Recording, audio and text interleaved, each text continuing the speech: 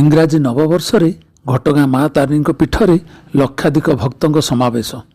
ଆଜି ଇଂରାଜୀ ନବବର୍ଷ 2025କୁ ବିଦାୟ ଦେଇ 2026କୁ ସ୍ୱାଗତ କରୁଛନ୍ତି ବିଶ୍ୱବାସୀ। ତେବେ ଦେବାଦେବୀଙ୍କୁ ଦର୍ଶନ କରି ବର୍ଷ ଆରମ୍ଭ କଲେ ବର୍ଷଟି ଭଲରେ କଟିଥାଏ ବୋଲି ମନରେ ବିଶ୍ୱାସ ରଖି ଆଜି ରାଜ୍ୟ ତଥା ରାଜ୍ୟ ବାହାରର ଦେବାଦେବୀ ପୀଠଗୁଡ଼ିକରେ ଭକ୍ତଙ୍କର ଭିଡ଼ ଦେଖିବାକୁ ମିଳିଥାଏ। କେନ୍ଦୁଝର ଘଟଗାଁ ମା ତାରିଣୀଙ୍କ ପୀଠରେ ମଧ୍ୟ ଭକ୍ତଙ୍କର ଭିଡ଼ ଦେଖିବାକୁ ମିଳିଛି।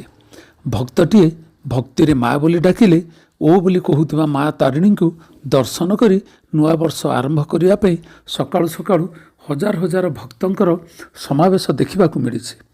ସକାଳୁ ସକାଳୁ ସେବାୟତମାନେ ମାଙ୍କର ଯଥାରୀତି ପୂଜା ଓ ନୀତିକାନ୍ତ ସମାପନ କରି ମାଙ୍କୁ ସୁନାବେଶରେ ସୁସଜ୍ଜିତ କରି ଭୋର 5ଟାରେ ମନ୍ଦିର ପହଡ଼ ଖୋଲିଥିଲେ। ମାଙ୍କର ଦୁର୍ଲଭ ସୁନାବେଶକୁ ଦର୍ଶନ କରି ବର୍ଷ ଆରମ୍ଭ କରିବା ପାଇଁ ହଜାର ହଜାର ଭକ୍ତଙ୍କ ସମାବେଶ ହୋଇଛି। ତେବେ ନବବର୍ଷରେ ଭକ୍ତମାନେ ମାଙ୍କର ସୁନାବେଶକୁ ଦେଖି ନୂତନ ବର୍ଷ ଆରମ୍ଭ କରୁଥିବାରୁ ବେଶ୍ ଖୁସି ଅନୁଭବ କରିଛନ୍ତି। ଖବର କେନ୍ଦୁଝର।